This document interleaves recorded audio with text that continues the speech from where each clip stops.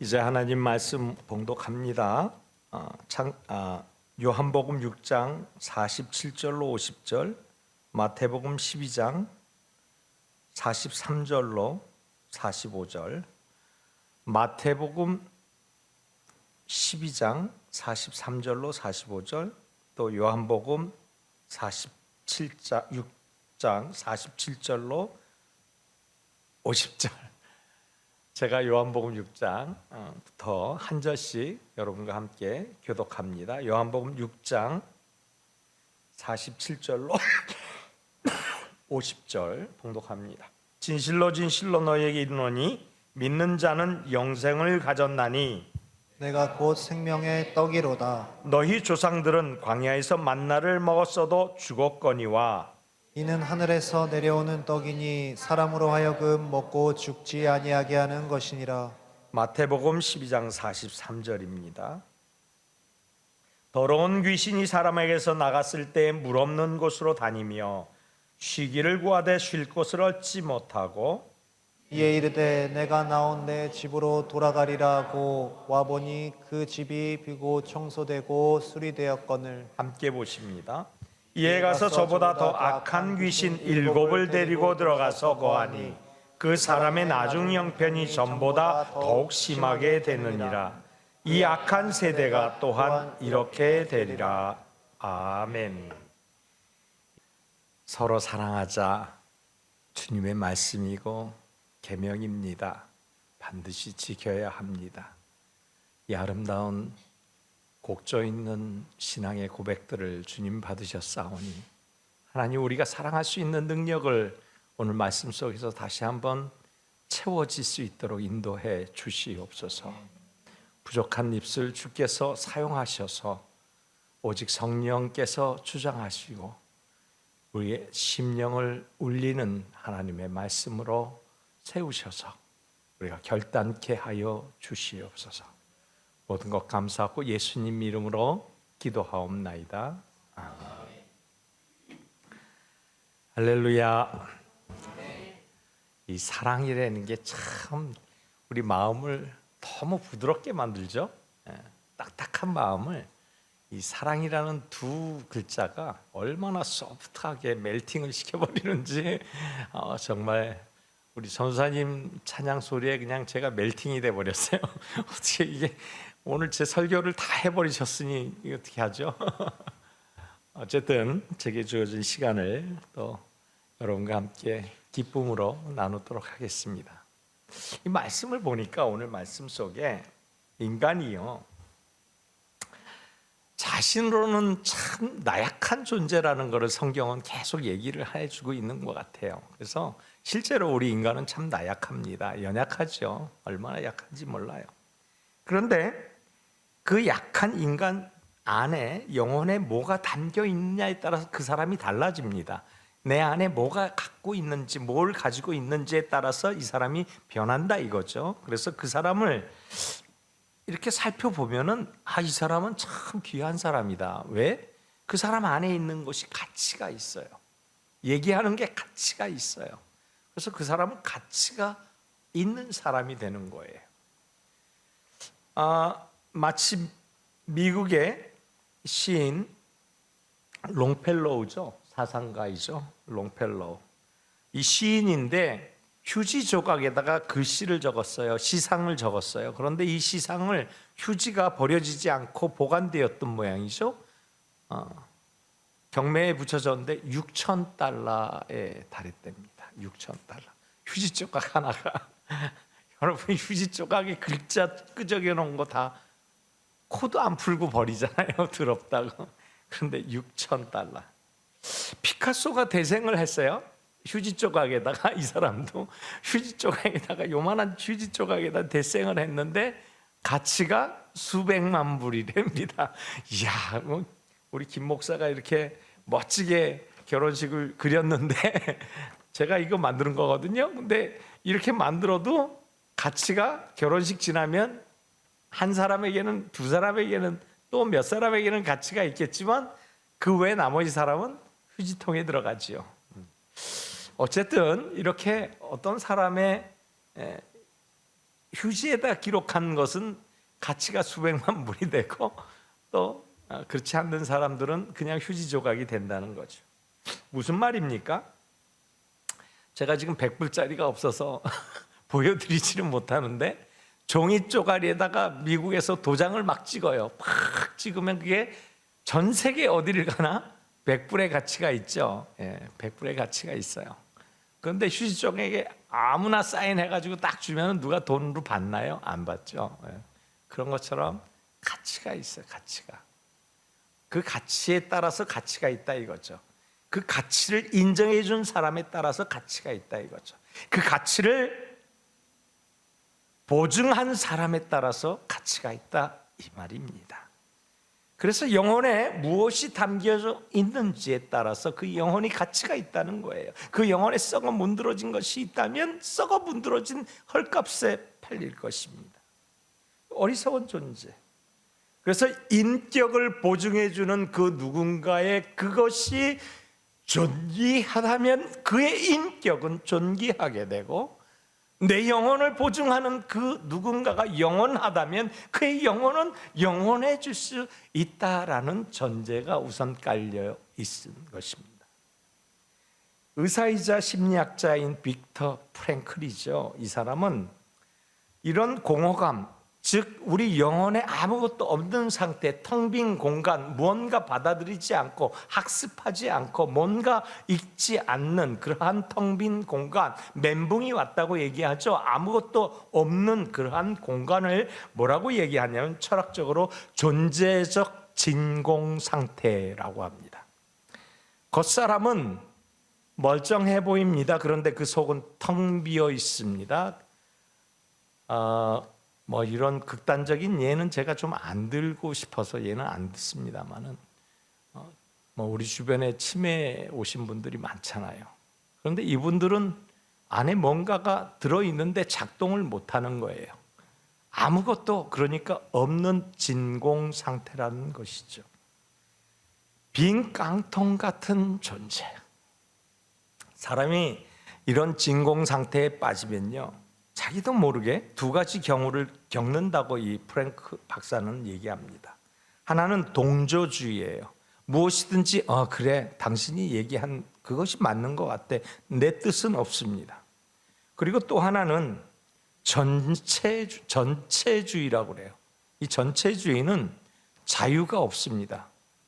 내가 이렇게 하고 싶은데 저 사람이 저렇게 해, 그러면 그 사람대로 해야 되는 거예요. 이런 두 가지 멘붕 사건이 우리 안에 들어옵니다. 그래서 독재가 판을 치는 거예요. 뭔가에 깊이 몰입하면 내 의견은 없어요. 내 자유는 없어요. 그래서 거기에 빠져들어서 그 사람이 하자는 대로 끌려다닙니다. 이렇듯 자기를 모르고 아무 생각도 없이 또 아무런 의미도 없이 빈 깡통처럼 살아가는 사람들, 이 사람을 가리켜서 존재적 뭐라고요? 진공 상태다. 뭐 좀비 생각하시면 될 겁니다. 자기 생각은 아무것도 없어요. 이런 존재적 진공 상태는 너무 무섭습니다. 왜냐하면 자기가 없기 때문이죠. 자기가 없어요. 우리 신앙인으로서 이것을 깊이 생각해 보아야 할 문제입니다. 우리 영혼은 그래서 채워져야 할 것들로 채워져야 한다는 말씀입니다. 오늘 본문도 그렇습니다. 오늘 본문도 우리에게 주는 주님의 교훈은 뭐냐? 오늘 본문 배경은 예수님께서 병자들을 고쳐주셨어요. 마태복음 12장의 배경이죠. 그런데 회당에서 사람들이 예수님을 보자 또 묻습니다. 왜요? 왜 예수님께 묻습니까? 예수님이 기적을 일으키시고 그리고 기적을 일으키신 이후에 사람들이 막 메시아다 그러니까 예수께서 메시아이심을 밝혔습니다. 그러자 이 사람들이 시기와 질투와 흥분이 일어납니다. 자기네들은 그렇게 못하니까요. 그래서 예수님을 바라보고 뭐라고 얘기합니까? 저 사람이 병을 고친 것은 귀신, 즉 바알세불에게 의탁해서 저들의 병을 고쳐준 것이야 라고 이상한 논리를 펴줍니다.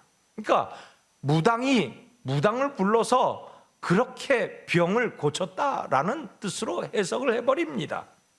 그리고 예수님을 정죄하기 위해서 호시탐탐 기회를 노리고 있었던 것이지요. 그게 누굽니까?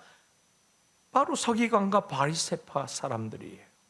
안식일을 지켰느냐 안 지켰느냐 사사건건 따집니다. 그리고 병자를 고치신 일에 말씀드린 것 같이 그렇게 건건히 따집니다. 왜냐하면 이들은 예수님을 받아들일 생각이 전혀 없었기 때문이죠. 그러니까 예수님이 청소를 다 해줬어요. 예수 이름으로 그래서 구원을 시켜줬어요. 그러나 그곳에 빈 곳간에 무엇이 찹니까? 다시 사탄이 쉴 곳을 찾지 못하다가 7 사탄이 들어가서 자리해서 사탄 집이 되어버리고 맙니다. 그들의 비뚤어진 신앙을 알고 계신 예수님께서 이런 비유로 말씀하신 거예요. 곳간이 비었다. 그런데 그 곳간이 빈 곳간, 청소가 잘 된 이 곳간에 또 다른 빈 곳에 또 다른 마귀가 7 마귀가 들어갔다. 이 얘기는 한마디로 예수님께서 이 이야기를 비유로 말씀해 주신 거예요.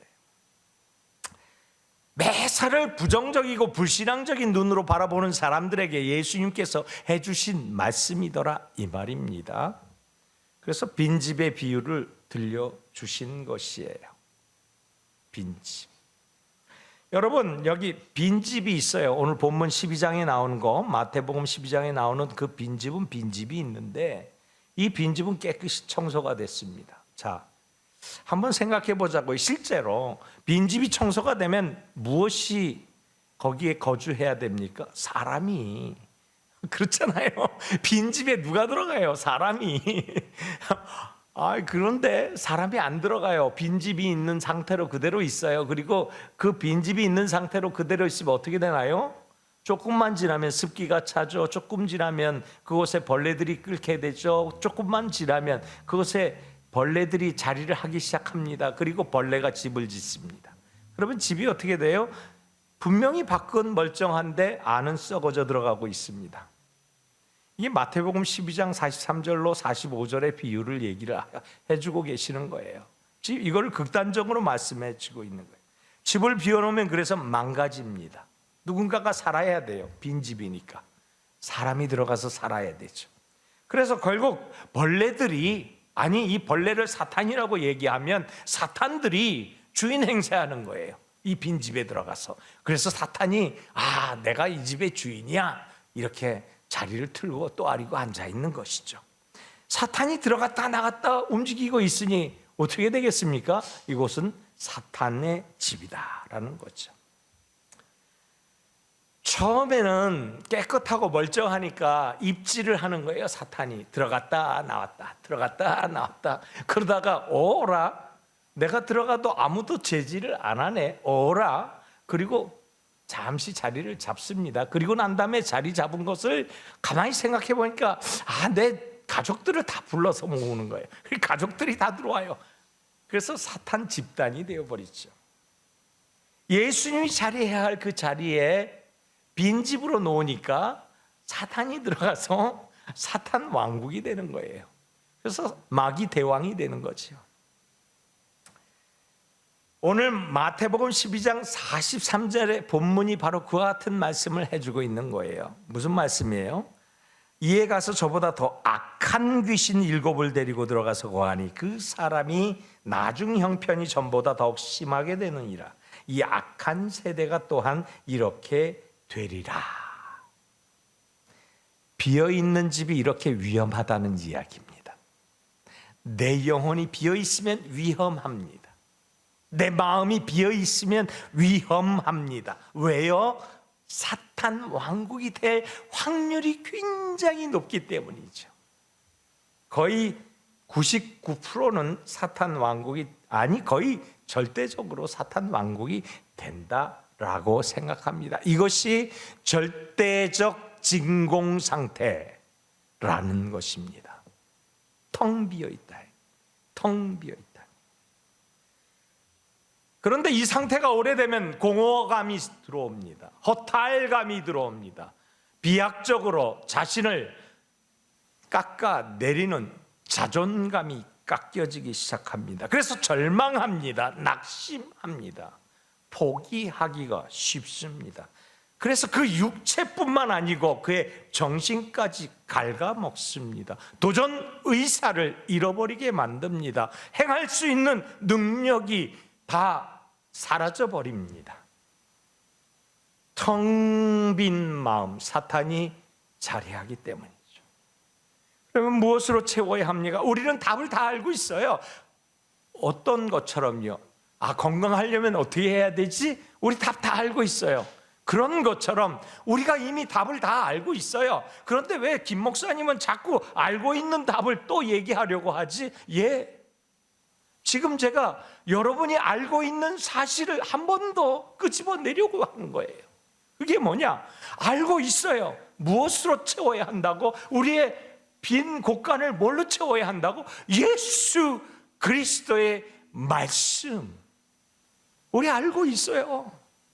알고 있다요.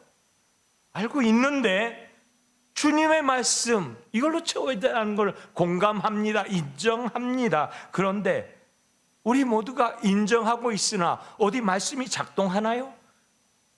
우리는 알고 있으나 어디 그 말씀이 운동력을 발휘하나요? 보니까 잘 안 돼요. 왜 그럴까요? 우리가 이렇게 얘기하죠. 하나님의 말씀으로 나는 채워야 해. 하나님 말씀이 나는 작동시켜야 돼. 하나님 말씀으로 나는 그 인도함을 받아야 해 라고 생각을 하고 있으나 그렇게 되어지지가 않는다라는 얘기예요. 왜냐하면 너무나 중요한 말이에요. 성숙한 신앙이네, 뭔가 그리스도와 함께하는 신앙이네, 예수와 동행하는 사람이네, 또 예수의 말씀대로 살아가는 사람이네. 그러한 신앙의 고장들을 보니까 힌트가 있어요. 그 힌트는 무엇이냐? 그 힌트는 바로 말씀이에요. 그래요. 우리도 알고 있어요. 말씀드렸잖아요. 여러분도 알고 있고 저도 알고 있고 말씀이에요. 그런데 이 말씀이 왜 내 안에 채워지지 않느냐 이 말이에요. 다윗도 모세도 이 과정을 거쳤어요. 우리가 알고 있는 신앙의 거장들이 다 이 과정을 거쳤어요. 욥도 거쳤고요, 바울도 다 거쳤어요. 예수님도 거쳤어요. 영적 생활의 근본이 말씀이라는 것은 알고 있으나 이 말씀을 어떻게 할까? 여러분, 말씀은 자동으로 채워지지 않아요. 내가 원한다고 말씀이 내 안에 채워지면 얼마나 좋겠어요. 내가 말씀을 연구하면 채워질까? 신학자들이 그래서 타락한 신학자들이 얼마나 많습니까? 잘못된 신학자들이 얼마나 많습니까? 믿음이 없는 신학자들이 세고 셌어요. 왜 그럴까요? 신학을 연구한다고, 말씀을 연구한다고 그게 채워질까요? 말씀을 가까이 하고 말씀을 묵상한다고 말씀을 부둥켜 안고 말씀 안에서 그냥 붙들고 온갖 몸부림을 치는 그러한 사람들에게서 나오는 특징이 우리에게 주는 힌트입니다. 연구하고 읽고 그것을 외우고 이래서가 아니고요. 그럼 그게 뭐냐? 빈집. 오늘 이 말씀에 힌트가 있어요. 영적 생활의 기본적인 하나님의 이 말씀에 아주 중요한 힌트가 있는데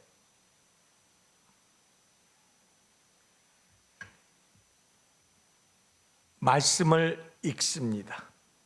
말씀을 읽으면 말씀이 내 안에 들어옵니다. 말씀이 내 안에 들어오면 그러면 우리의 상황과 우리의 환경과 우리의 생활을 해 나갑니다. 그런데 이때 우리의 환경과 생활과 그리고 여건들 가운데서 내가 말씀이 기억나면 그리고 기억나서 행하면 성령께서 역사합니다. 이거야. 말씀만 읽어서 되는 게 아니었구나. 말씀을 품고 있다가 어떤 환경이 이 말씀과 비슷해졌어요. 그러면 이 환경 속에서 내가 이 말씀대로 해보려고 노력을 해요. 그러면 이 노력을 하는 것에 하나님의 성령께서 조명하셔서 계시된 말씀을 인도해 가실 때 하나님이 역사하심을 믿으시면 아멘 합시다. 이 개인적인 영성은 환경과 상황과 여건 가운데서 읽어진 말씀대로 행할 때 하나님의 성령께서 조명하여 예언되고 계시된 말씀으로 인도해 갈 때 신앙의 거장들 영적 성숙 생활로 되어져 간다라는 사실, 이것이 우리의 신앙의 거장들에게 있어졌던 사실이에요.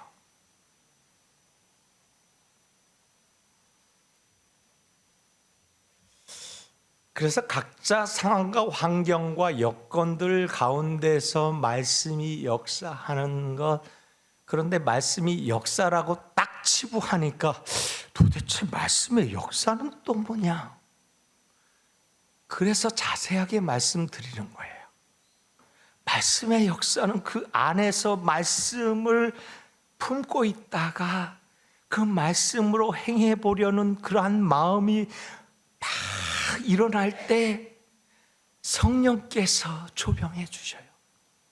내 안에서 이 말씀이 딱 스파크가 일어나는 거예요. 최고의 영성가들, 이 읽혀진 계시된 말씀, 바로 이 성경에 읽혀진, 내 눈으로 읽혀진 계시된 말씀, 이것이 내 안에 품어져 있다. 그 상태로 내 환경과 내 여건 속에서, 그래서 딴 나라 사람들의 이야기가 아니고 다른 위인들의 이야기가 아니고 다른 위대한 하나님의 복음 전도자의 이야기가 아니고 바로 내 이야기, 나의 이야기, 내 모든 것 인도하시는 성령의 조명으로 되어져 가는 그것이 바로 영성생활.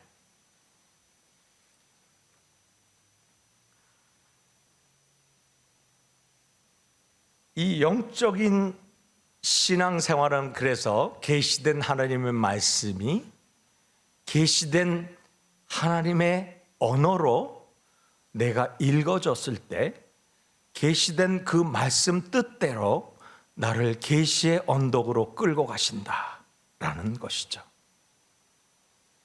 이것을 아주 잘 설명한 사람이 있는데 중세 신학자인 보나벤투라라는 사람이 있습니다. 이 사람이 이렇게 얘기해요.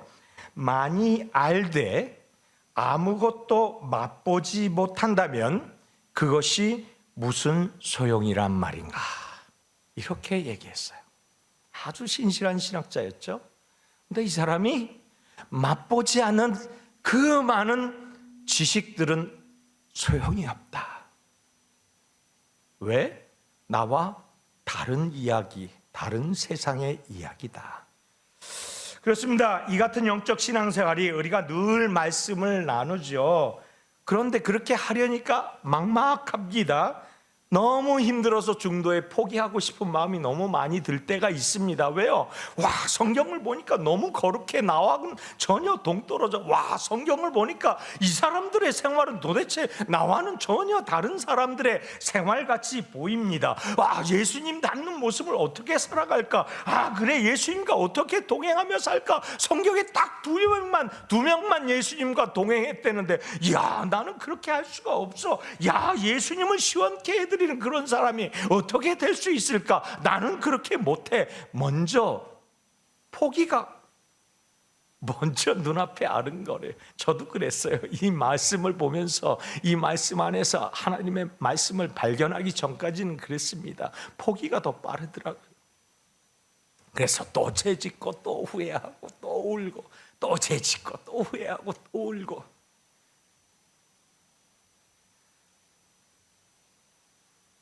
그래서 이 보나벤틀리가 얘기하는 맛보아 알지어다. 따라합시다. 맛보아 알지어다. 맛보아 알지어다. 이야, 이 얼마나 놀라운 말씀입니까? 맛보는 거예요. 이 맛보는 거.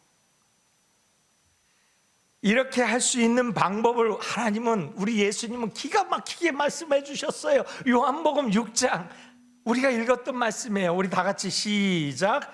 진실로 진실로 너희에게 이르노니 믿는 자는 영생을 가졌나니 내가 곧 생명의 떡이냐. 너희 조상들은 광야에서 만나를 먹었어도 죽었거니와 이는 하늘에서 내려오는 떡이니 사람으로 하여금 먹고 죽지 아니하게 하는 것이라. 이 말씀이 우리에게 교훈하시는 것을 딱 한마디로 이야기하자면 무엇입니까? 주님이 떡이래요. 떡은 뭐예요? 맛있어요. 제 별명이 떡보예요. 제 아내가 저보고 떡보래요. 떡을 너무 좋아한다고. 떡만 보면은 우리 아내가 먹을 거 남겨놓지도 않고 제가 다 먹거든요. 제 아내는 떡을 별로 안 좋아하는 거 아니까 제가 다 먹어요. 떡은 뭡니까? 먹으라는 거예요. 떡은 뭐라고요? 먹으라는 거예요. 떡은 먹으라는 거예요. 다시 말씀드립니다. 떡은 먹으라는 거예요. 오늘 말씀 보니까 나는 생명의 떡이다. 여러분, 생명의 떡이래요. 떡은 먹어야 돼요. 먹으면 맛있잖아요. 맛있으면 어떻게 돼요? 힘이 납니다. 왜요? 에너지가 막 퍼지잖아요. 똑같은 원리입니다. 하나님의 말씀을 씹으라는 거예요. 하나님의 말씀을 되새기라는 거예요. 하나님의 말씀이 에너지로 나가도록 하라는 거예요. 하나님의 말씀이 에너지가 되어서 작동하게끔 움직이라는 거예요. 하나님의 말씀이 움직이면 성령이 지를 인도하신다는 거예요. 하나님의 말씀을 성령께서 인도하시면 그 어떤 일도 승리한다는 것이에요. 너무 심플합니다. 하나님은 스스로 계시합니다. 하나님은 스스로 계시하시기에 그 계시된 말씀이 우리 안에서 작동하기 시작할 때는 계시된 힘이 이끌어갑니다. 내가 이끌어지는 게 아니고. 그러므로 하나님의 말씀이 내 안에서 작동하도록 하는 것은 계시된 말씀을 먹는 것입니다. 그러므로 나를 먹으라 라는 것입니다.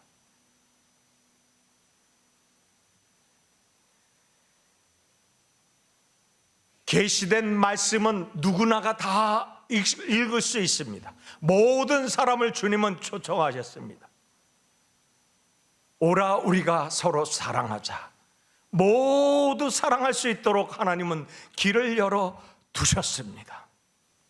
전부 오픈되어 있어요. 그런데 이 계시된 말씀은 계시에 동참하도록 초청하셨어요. 동참하도록 초청된 이 말씀은 잠깐 생각해 보면 우리가 내어드리기만 하면 길잡이가 되어 주신다는 이야기예요.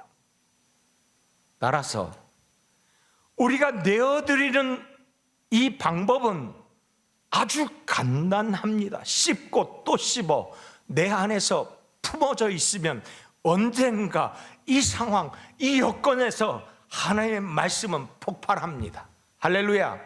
하나님의 말씀은 나를 인도하십니다.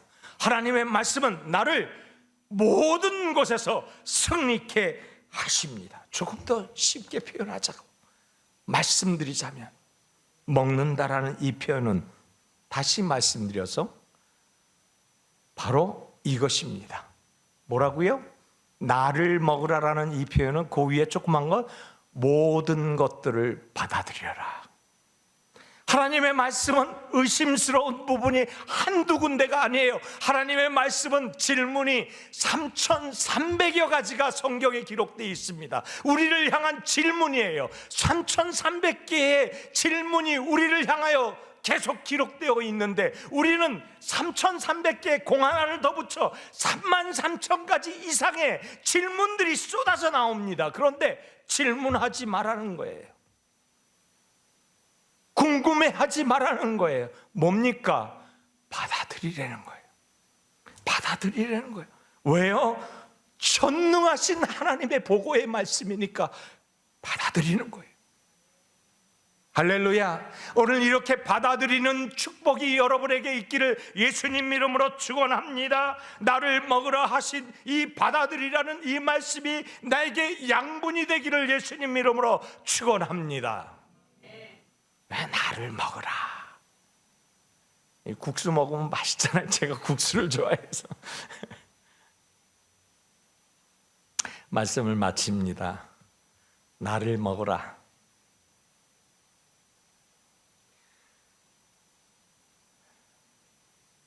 이 말씀 발견하고 참 내 속사람이 많이 변한 것을 느꼈습니다. 말씀을 먹되 씹어야 되는구나. 씹는 것은 뭡니까? 반복적으로 같은 말씀이 내게 주어지는 말씀으로 이해될 때까지 계속 반복하는 거죠. 예수님과 동행하고 살고 싶습니까? 저도 마찬가지로 동행하고 살고 싶어요. 우리 속사람을 채워 넣으십시다. 우리 속사람 채워 넣을 때 아무리 깨끗하고 인품이 훌륭해 보이는 그 사람은 비어있다라는 사실을 우리는 인지할 줄 알아야 합니다. 왜냐하면 그 사람의 다음 모습이 참으로 안타까운 모습들만 저는 늘 봐왔기 때문이죠. 그래서 세상에 행위도 도덕적으로 윤리적으로 깨끗한 사람들을 보면 불쌍한 생각이 들어요. 왜? 그렇게 하려고 얼마나 노력할까? 자기 폼대로 살면 되지. 자기 그냥 행위대로 살면 되지. 뭘 저렇게 감추려고 할까? 항상 청소된 것처럼 반짝반짝한 것 같지만 그것엔 비어있단 말입니다.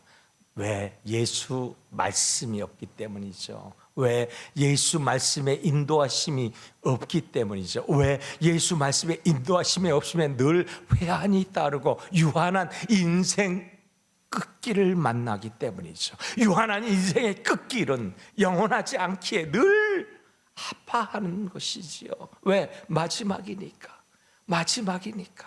그런데 마지막이 아닌 우리는 늘 승리해가는 거예요. 늘 기뻐할 수 있는 거예요. 늘 감사할 수 있는 거예요. 왜? 그 안에 하나님의 말씀이 작동하고 있기 때문이지요.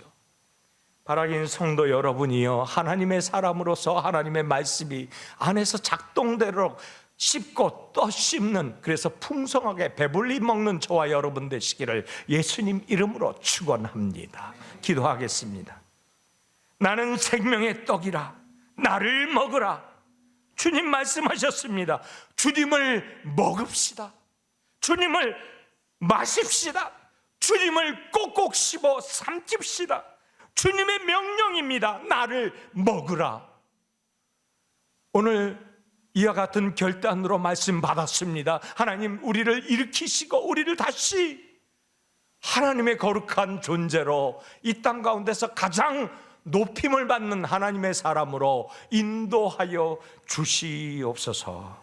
모든 것 주님께 감사하고 예수님 이름으로 축복하고 기도합니다. 아멘.